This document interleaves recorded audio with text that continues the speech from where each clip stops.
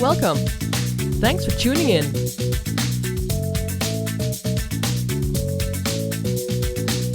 I'll have to do it in English, though. Oh, that's too bad. I really had everything prepared in Dutch. It's really... Now I'm totally stressed out. Okay. No, so first of all, of course, I really want to thank you for being the first. I'm not sure if you've seen, but you're literally my second podcast in my whole channel. Wow. Good. Glad to be here. Glad to help. And I think the first question I always like to ask is, what inspired you to just enter this field? And what's sort of your dream contribution to the world, just as a small starting question? Oh, those are great questions. My entrance to the field, the true answer is serendipitous, which is when I first went off to university, I stumbled into a psychology class. I wasn't a major in psychology. I just stumbled into one. And it really opened up my mind. I didn't know in a way that you could study psychology as a field. It just somehow never crossed my mind. I thought you had to study accounting or the hard stuff.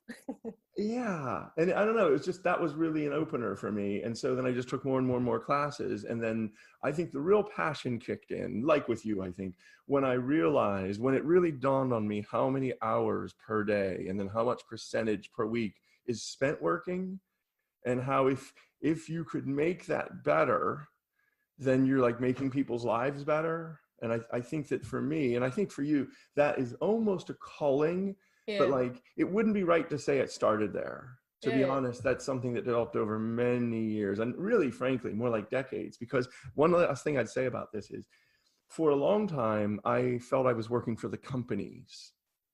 I really did. I was called industrial psychologist, which kind of meant, how that is. That's how do you hire so you get the right fit? How do you pay people to motivate them? And so the idea that now I feel like I'm doing it more for the humanistic reasons that just so helps the organizations thrive, that's pretty new for me. It's more as a consequence instead of as a starting point. I believe deeply that that's how it works, but it probably took me 20 years of thinking to get my head straight around that. Yeah. And what made you, because psychology is super broad field, right? It could also be, my sister is a psychologist, so she has her own practice. But you transformed it to the work field. Was that a conscious journey, or just also happened along the way? The serendipitous part of that was this class that I stumbled into. There's somebody named Rick Jacobs, and he was the professor. And like I said, he inspired me. And I went to him after the class was done. The class was over. And I said, I want your life. Give it to me. What do you mean? That's the whole thing. I want to come to work and teach this stuff. I want to dress the way that you dress. I want your wife or your kids. So I got to say, he became the most important mentor because he essentially opened his life and my life. Because for example, as an undergraduate student, 19 years old, he brought me into something called the PhD practicum, which was a place where the PhD students gathered and analyzed data. And I was the only boy, I was the only undergrad in there. And they treated me kind of badly, to be honest, because it was weird that I was in there, and it kind of diminished them, I think, somehow. Not senior enough or something. Yeah. But it helped me so much to work with real data and collect data and design surveys. And so that meant that when it was time to go to grad school, I had a big leg up because I'd already done all that stuff. So I don't know. I can't say enough good things about this guy, Rick Jacobs. But anyway, it is a bit serendipity. This whole thing of life, a lot of times it's just it's less strategic for me and more an unfolding, I think. The people that know me, I think they already are becoming fed up with me talking about the universe and the universe giving you opportunities and follow your heart and that kind of mushy stuff. But I definitely believe in what you call serendipity as well. It just happens that way sometimes. There's also that book called Obliquity, which is, it's an important concept where sometimes the quickest way to get to your outcome is not the quickest way to get to your outcome. Yeah, yeah. And Let so alone the best way. the more you try to, for example, the more a firm, an organization tries to make money, Yeah, yeah, exactly. the less inspired people are, so the less likely they are to make money. But then we love just karma, right? Well, that's right. That's right. It's true. And speaking of serendipity, that's a nice bridge of how I got introduced to your work. So I think it was end of 2018. So I was working with Randstad and somebody tipped me, hey, you know, we have this book called Alive at Work. And I think most of the senior managers were doing the London Business School leadership training. Right. That's right. And they shared me your book, and I'm a pretty critical person. So I thought, okay, let's read this. But I immediately fell in love. Oh, that's great. Thank you. And for me, the reason I fell in love is because it was super nice to just have the science backing up sort of what my gut feeling was telling me. Yeah. But before I go to there was one thing that really changed the perspective on having an impact. And I'm thinking before I go too much into detail, maybe we should just explain a little to the listeners why you wrote Alive at Work and what to you is the reason why you wrote it. Sure. Well, what excites me the most about Alive at Work was stumbling on that little bit of neuroscience. And it's just because I am a psychologist and not a real doctor. I had never heard about this part of the brain. And as I started reading this book called Affective Neuroscience by Jaak Panksepp, it changed my life again. You know, that was something, again, I don't even know exactly why I was reading it, but when I started to understand these emotions of like enthusiasm and zest and excitement, that they emerge not only out of a certain part of the brain, but because of a certain drug, you know. And by the way, listeners, I don't think we have it all figured out. You know, yes, Dan, come on. We have all the answers. Yeah, exactly. I know we don't. And that's important, actually. It is really important to remember that we are children. We're in our infancy in terms of our knowledge about the brain and so on. But that said, they can very reliably track not only that this part of the brain gets stimulated with fMRIs, but also that it gives off this, you know, this drug. Yeah. So dopamine is a neurotransmitter and it does make us feel a certain way. And it just so happens that that way is what organizations need today. And boy, that just connects so nicely with what I was saying a little while ago. That was like a supercharge in my brain that if leaders can learn to activate that part of the brain, then people feel more alive. They feel more energized and more resilient and more enthusiastic. And that's great. That's really, again, the most important thing to me. But it's exactly what organizations need to compete, because they need people that are willing to be proactive and try new things. And they need the ability to not tell people what to do, but to let them enthusiastically help. And once I got that in my brain, it just like, it really connected. So anyway, after that, it was just a matter of showing people in the most approachable way, stories and studies that prove it. I like the way you said that. When you give smart people an evidence base, they really respond to that, because nobody wants to be barking up the wrong tree. Yeah. Even if it feels right, you really want to see the evidence. That's why I always thought, you know, I never mentioned a PhD, you know, but everybody says it really helps to just throw it out there because data does help. That's right. It's credentializing. So that's what that book means to me. And I'm going to say it's one of the things I'm most proud of in my life, other than my children. And it's not even my children. It's the children liking me. That's anybody can make them.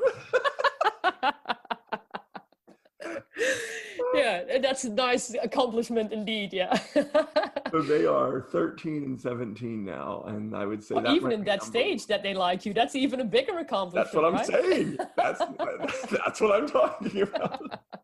But I think secondly, this book, because it wraps up the best of everything I know in a way that I'm proud of. I'm proud to give that to people because I find it to be not a fun read, but like an extremely easy, engaging read. You know, you still might not call it like a summer read. It might not be called fun, but But It's the it's not best work. really it's not really the hard scientific part. It's really accessible. Yeah. Yeah. So anyway, thanks for bringing it up. It's been a joy. Yeah. You know, one of the things, there are two things I love. First, with something I read and I think it's amazing, I'm still thinking, okay, I think it's amazing, but I want to see it work in reality. So I like to experiment with it. But one of the things that really clicked in my head was something that you call the learned helplessness, because I'm not proud of it, but I'm someone who sometimes easily judges other people. So when I hear, a lot of people are not happy at their work. And when I hear people talk about that, too fast, I think, come on, guys, just create your own job, blah, Snap blah, out of blah. it. I snap out of it. Thank you. But then I read about learned helplessness, and that really helped me to be, more understanding of the context and even the biology of it. Can you elaborate a little about learned helplessness? Absolutely. I'll tell you where it came from is very dark and very mean.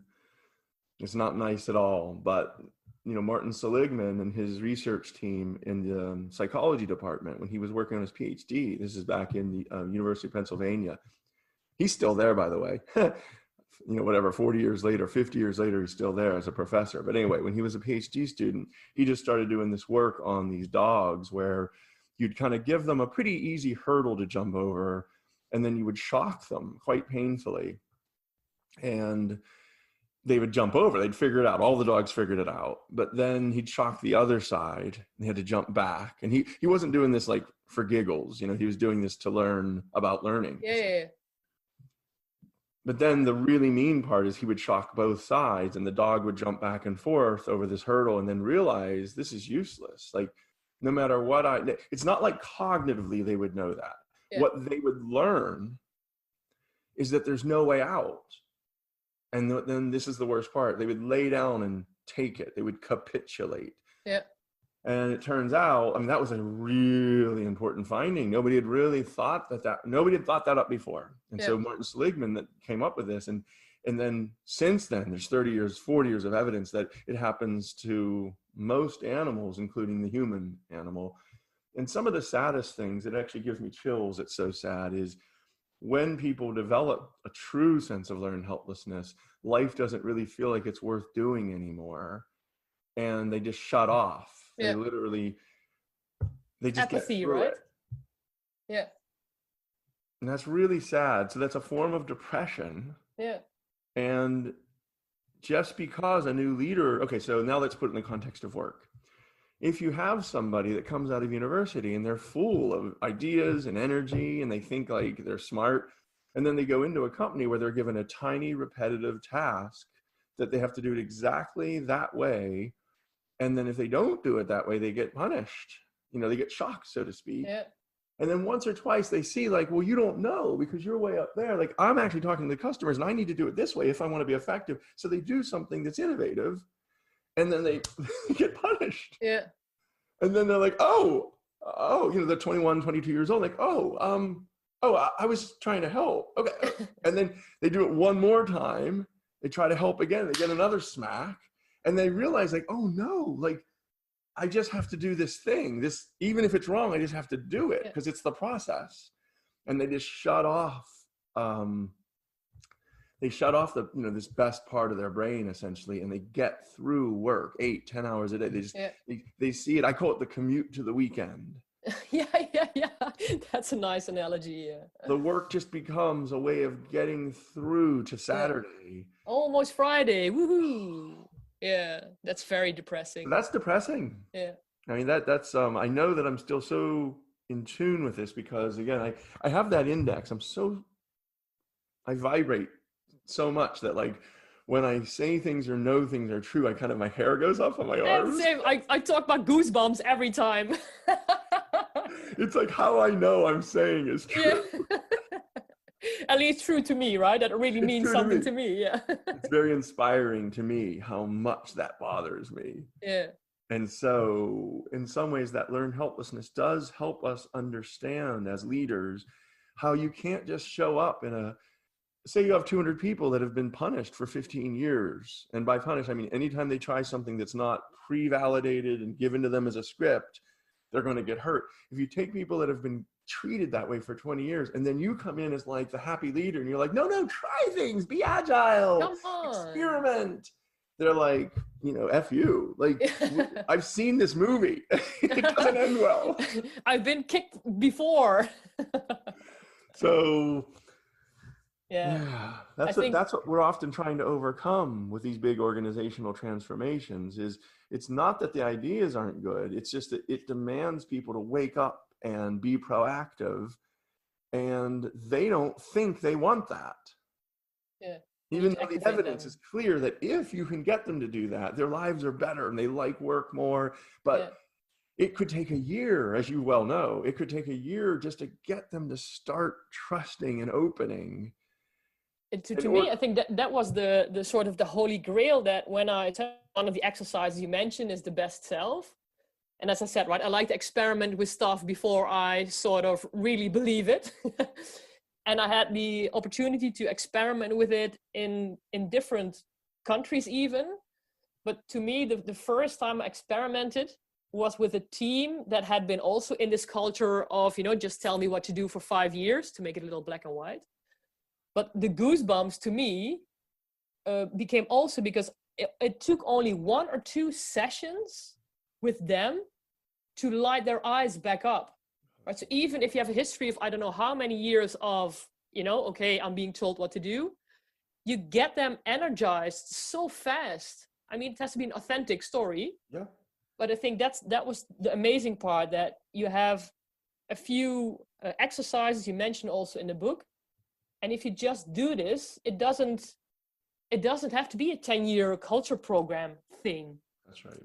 And it doesn't even have to be very expensive. I mean, the funny thing is most of this part of the brain is there waiting to serve. It's not like you have to invent it. Yeah. And so the trick is like, how do you trigger it? And most of the methods are not expensive. It's with that best self, there's lots of different ways to go about doing it. How can you tell just a little bit more, what type of an exercise did you just have them write about themselves at their best, or did you have them share that with each other, or how did you operationalize it? Yeah, it was a mix. So the context we made was about, hey, we really want to empower you. We want to become more human-centric. So that's why, explaining why we do the best self exercise.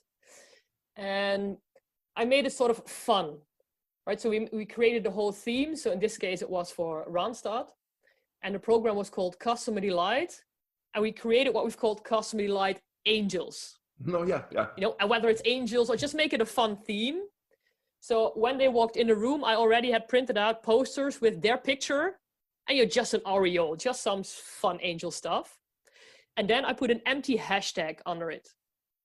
And in the exercise, I asked them, hey, take 5 minutes to think back of a situation, personal or work-related, when you really felt, oh my God, this is who I'm supposed to be.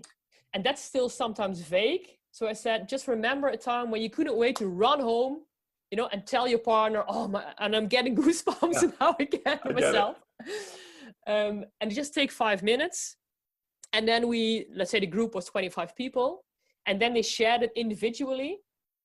And at the end, when somebody had shared a story, together we would brainstorm, okay, hearing your story, I think your hashtag would be hashtag makes other people shine. And then we asked them, write down your hashtag beneath your picture. And every time I got goosebumps from the stories, because we got amazing stories about their purpose.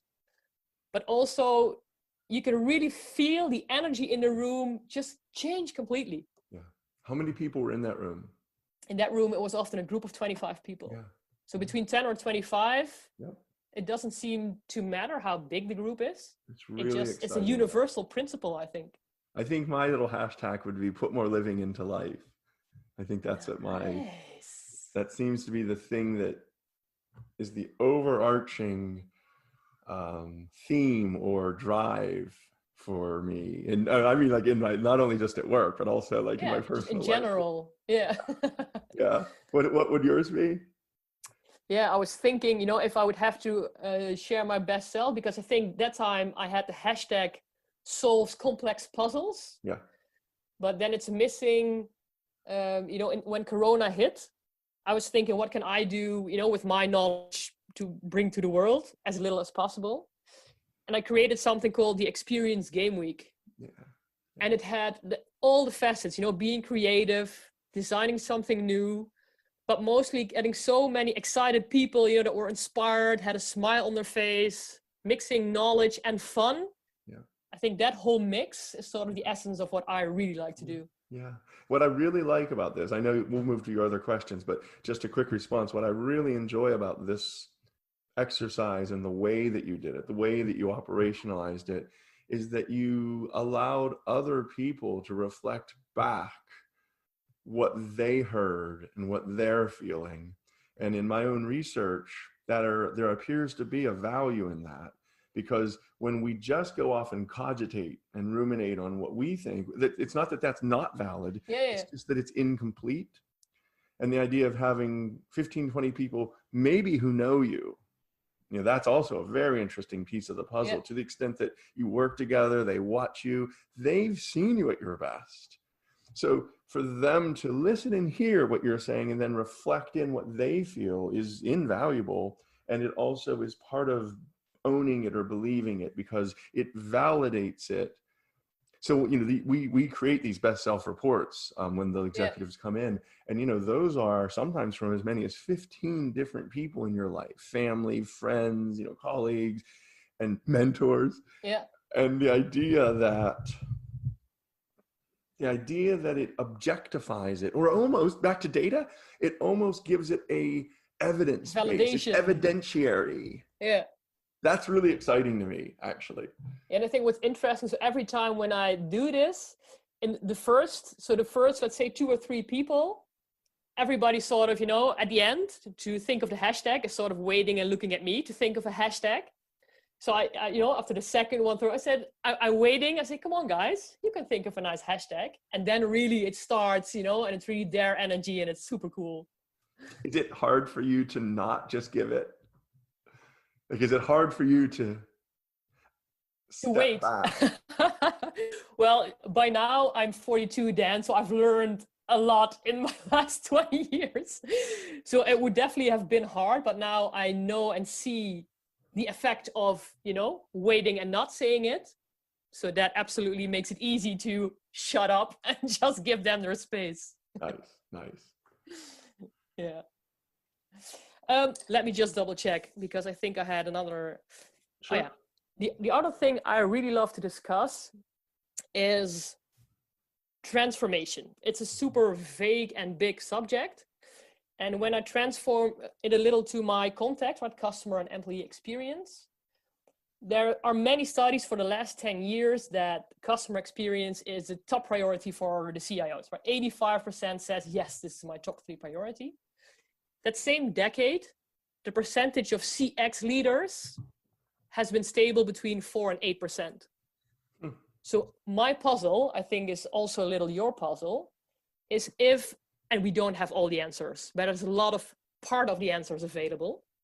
As you said, the best self is super relevant to maybe completely change your onboarding and just focus on getting the energy activated. But still, so many organizations are not doing the onboarding with the best self, or are still not in the top of CX. So I would just like to pick your brain. What are maybe you and I doing wrong in spreading the word, or what are we not seeing? Do you have any philosophy of why is it so hard for companies to get through to that transformation? Mm-hmm. Well, just a couple of thoughts about that.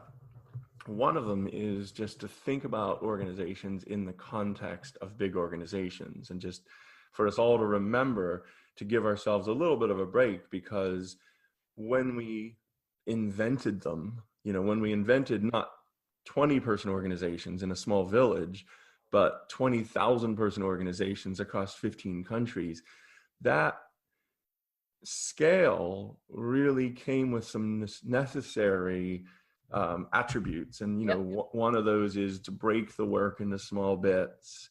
One of those is to de-individuate people, make them interchangeable. To make them hyper-specialized meant very repetitive tasks.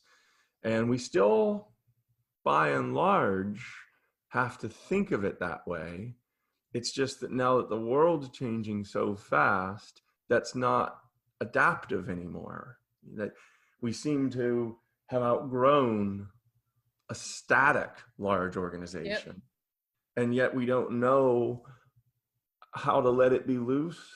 Like right now, by the way, I know that I'm not solving the problem. I'm just trying to help us remember why. Understand it. Yeah, and also like to be a little bit empathetic with ourselves, like with, you know, have a little compassion with ourselves, because we're trying to do something that it's like we wired a system that now we need it to do something else, but we didn't change all the wiring. Like, here's what I really mean, like just to go down another level of detail. What we really need people to do today is adapt based on their own skills and their own interests to help the organization without being told. But we pretty much still hire people in the same way for a specific role, and then we give them a specific job description. And then we give them the metrics that mean that they're winning. And if they don't hit those metrics, we punish them. And we'll even ostracize them and make them like into organizational losers, and then we'll fire them. And so the system is not really facilitating it yet. Yeah. We and I'm with me too. We don't necessarily know how to let people craft their jobs around their strengths and then take risks and try to solve problems without knowing if it'll work. We haven't set that system up yet. It's just what we need. But it's almost like we're trying to make a curved cut with a straight saw. Yeah. And so I mean, the book is full of ways to change the organization. And in my mind, people like you have a track record of making it so. We know that this is possible, but I will say it's not likely. And I don't think even very in tune companies that really get it, I don't think it's been easy for them to transform this philosophy about humans that undergirds big companies. Like, you know, just to have some fun. And then I think it'd be great if you shared something that you've learned. I think it would be great for listeners to hear from your own mouth, because at the end of the day, I'm just an academic. You know, I don't do this stuff enough. I might have the science, but I don't have the practical experience as much. But like when I look at what's happened at Microsoft, I've never worked there, but I've studied them a bit. Somehow, is it Satya Nadella? He's the CEO, I think. When he came in, he had this overriding thought that we were a know-it-all organization. And the point was each leader to be the master of his or her universe and to know everything about everything, and then the script and plan it, and like kind of an execution company. Yeah. And what he saw is we need to be a learn-it-all organization where we admit that we don't know. And a leader's job is not to know, it's to help know, it's to help learn. And the only way we can learn is to try and experiment. And that has created a very large-scale transformation that has changed how the company works.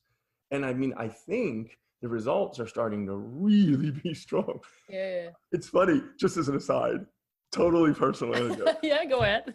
3 years ago, when I really started learning about all this about Microsoft, I bought a lot of stock. and now? Oh my God, it's been such a ride. I mean, it is just incredible what has happened to this company. It's almost like you can't stop it.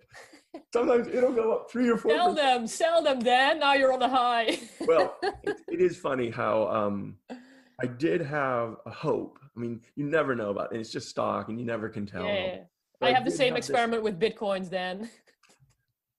Bitcoin. Okay. How about over to you though? And then maybe we don't want to make this about you, and you can just defer. But I think if I were listening to this podcast, I would love to hear from somebody who does this for a living, somebody who's on the equivalent of the insider track. Yeah. What do you think makes this so?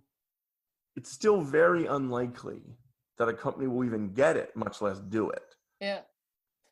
I think I've been thinking about it a lot lately, and I think one of the keys is that it needs so many different variables to come together at the same time As for example, with my way of finding the drivers of customers and employees, that's one piece of the puzzle.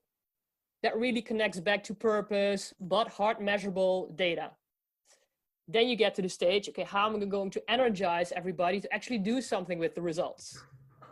Okay, we create delight angels, we create whatever fun theme we can think of. Then we get to the stage, okay, as you mentioned already, how are we steering the company? And is it aligned with what we need? And we have digital transformation. Is that aligned with everything else that we've been seeing? So I think you need so many different elements of the puzzle to click together at the same time. Same time. With, a lot of different people having different opinions, that it takes, I think, a sort of very smart, but also organic roadmap. I don't think you can plan, okay, in 1 year, we're going to do a transformation. I don't see that happening. No. I really love the organic. Let's start with one journey, one driver, one team. Yeah. And we see, timing is everything in life. Yeah. You've just helped me remember something I've stumbled on a number of times, and we should talk about really briefly. Even the budgeting process of an organization is allergic to agile. Yeah, definitely. The way we have built budgets are around, well, what do you need? Well, what are you going to do? I don't know. We'll see when we get there. Yep. That doesn't work option. For accounting. Yeah. And by the way, if you spend less this year, you'll get less budget next year. Again, it's not really our fault, because predictability used to be much more possible. Now it's hard to predict next month. It's the idea that you'd have a 5-year strategy is kind of laughable now. Like, yeah, so the key that you need to change now is the speed of the outside world changing, right? I think if that was not moving so fast, you could still be okay with your 5-year plan. That's it. Yeah. I'm befuddled by it.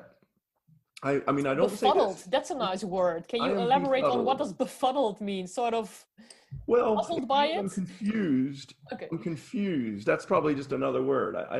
I wish that I had like a better understanding of how to help organizations migrate toward agile. And by agile, I don't mean it in the buzzwordy kind of way of like a computer system, a way of programming. No, just flexible. Flexible and just always adapting. So that I teach organizational change here at London Business School, and leading change is one of the sort of best sellers. And it's a program that we used to run 3 times a year. And I think that the biggest change I've seen in change is that you can't see it as a transformation anymore.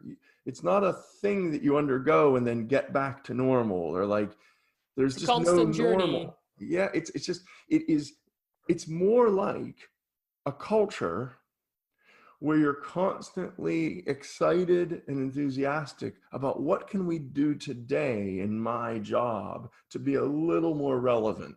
Yeah.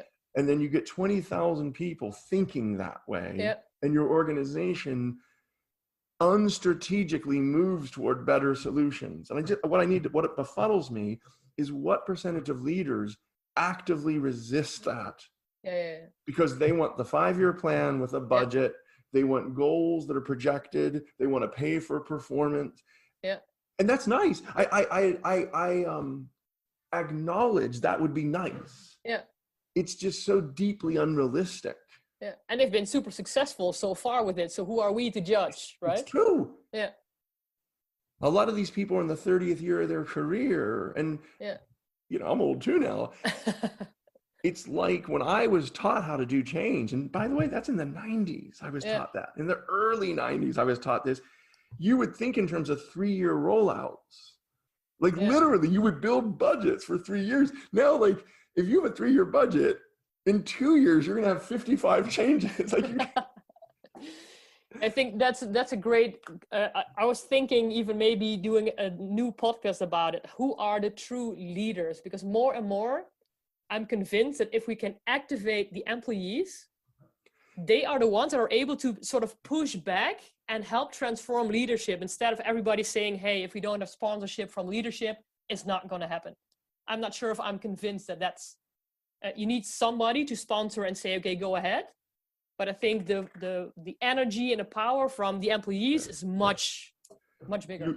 You and I are very aligned on this, and I don't know if you want to use these words or not, but this is where I got interested in this concept of humble leadership, servant leadership. And for me, if I just had to summarize it really quickly, there was this old style leadership that I was taught and that I used to teach. I think MBA schools, by the way, are one of the biggest problems. I think they're still teaching it that way. Unfortunately. I mean, I'm not, God no, but I was even just 7 or 8 years ago. 7 or 8 years ago, certainly 10 years ago, I was teaching it this way, where what a leader has to do is figure out where we're going and then build a 2 or 3 year plan to bring people toward that. And so they need to sort of have the answers. And in some ways, their job was to have the answer and then kind of to convince people to follow them, to inspire people to follow them. That was almost like the way.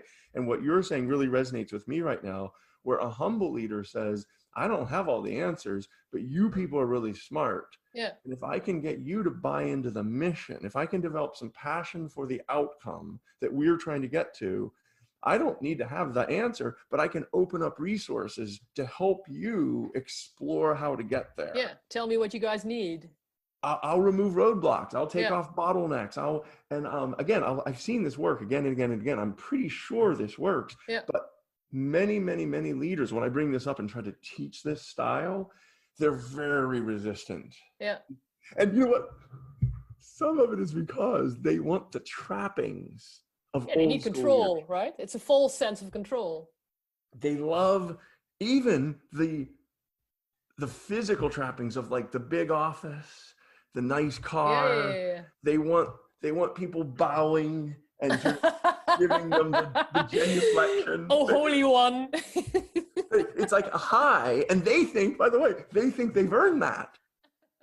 So in their mind, they worked 20 years to get to this, and now you're telling me I have to give all the power away? I want the power. What a sucky training this is, then. This training is terrible. You're telling me how to give away power. I want to get power. Where's the professor that teaches me how to get exactly? Where can I sign up for that class? So anyway, right now what we're doing is mostly, right now you and I are sort of mostly reiterating rather than solving, but it does help put into sharp contrast how different the demands on a leader are today and how threatening those demands are.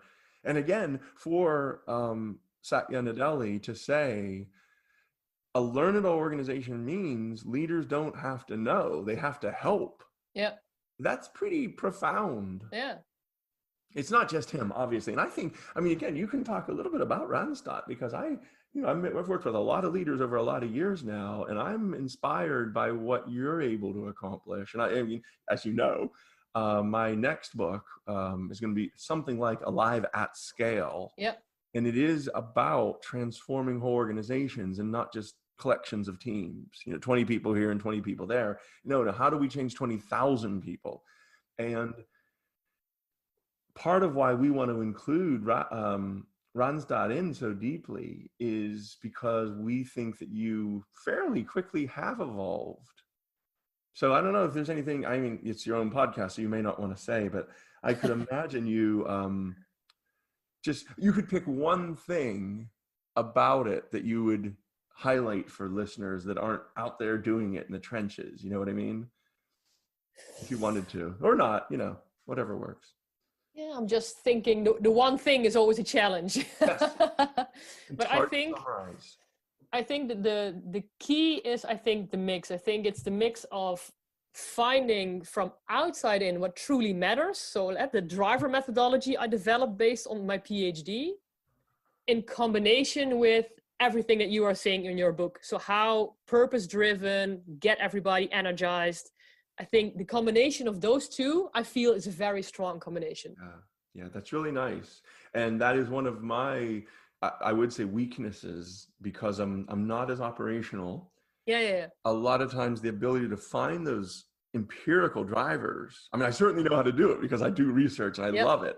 But your dependent variable as you go into a company is like, how do we make customers happier, or how do we sell more, or how do we, whatever, whatever that dependent variable is, there are answers that can guide your strategy. And that is really, really vital and important, isn't it? Yeah. And what you mentioned, guide, is literally what I just wrote about digital transformation.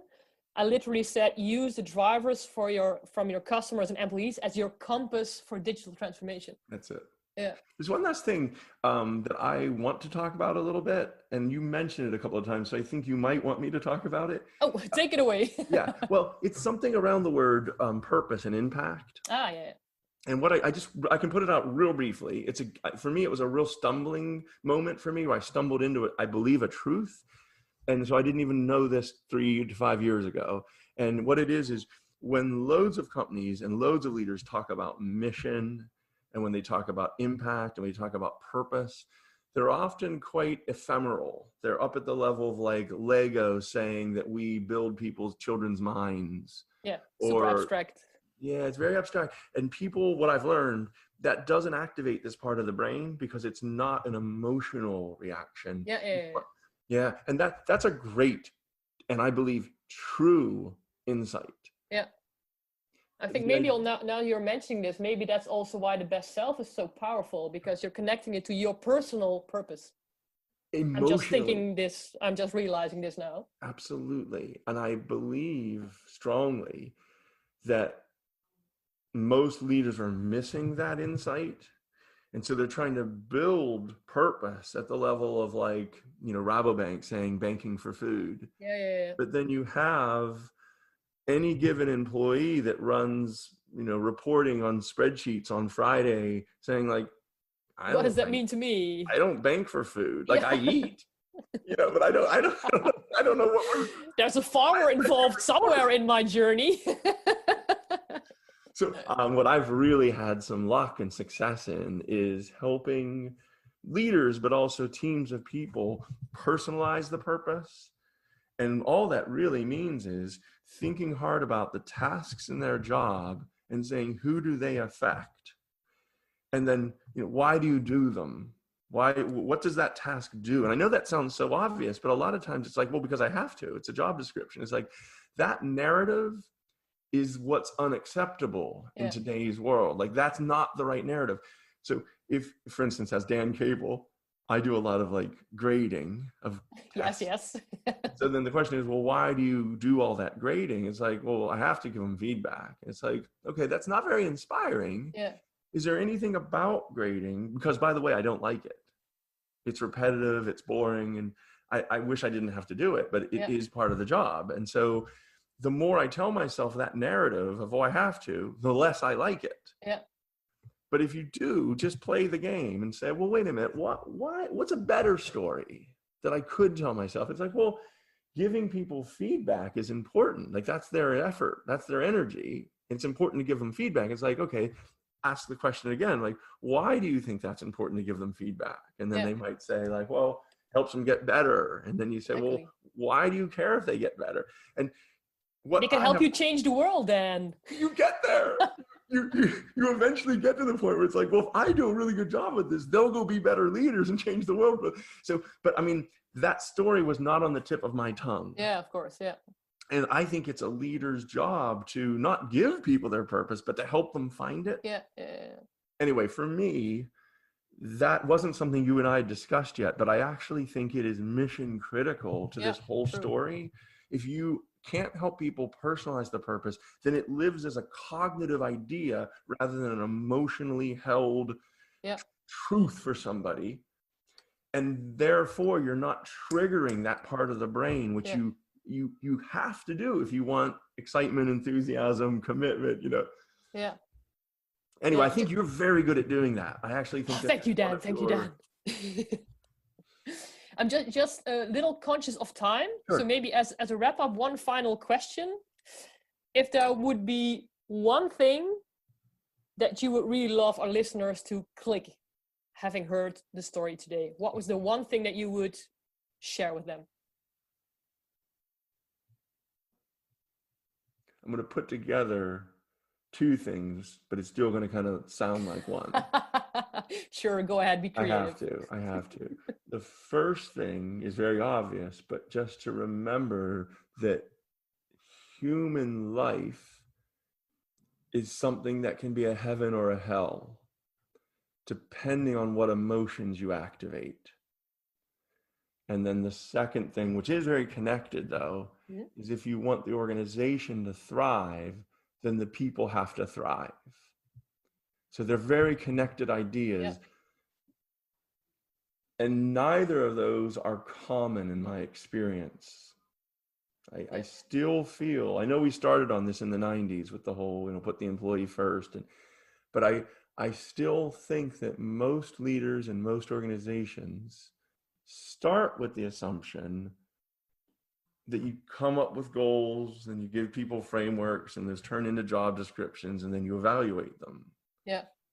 And I don't think we've yet gotten to the point of starting with people have this part of the brain. It can be triggered. When you trigger this part of the brain, they experience more exploration, innovation, creativity. Yeah. I don't think we're yet starting there and then building to the organization's success. Yeah. I think making the final link to COVID and everybody talking about the new normal, I think this should become the new normal for companies, right? It's a great goal. Yeah. It's a great goal. And then what I love about it is if we go this route, then the journey really becomes the reward, kind of like what you're going through right now. It's the journey of leading is putting more living into life. And then we'll get to the outcome. The outcome takes care of itself. If you have an engaged army of helpers who every day are trying to solve the organization's problems, you're going to do well. Yeah. It's not possible to not do well then. Almost. Yeah. Almost. Yeah. So yeah, it's really an engaging conversation though. Yeah. Well, super thanks, Dan. Yeah. It's always a big pleasure to talk to you. Good. We're all hyper energizing each other. We both are, we are a sort of mirror set up to a mirror. Yeah. Yeah. Thank you so much for your time. Great. Amazing work. Really happy to chat with you about this. And, I hope that you have some success with it. All right. Thanks a lot. All right. Talk soon. Bye-bye. Bye-bye.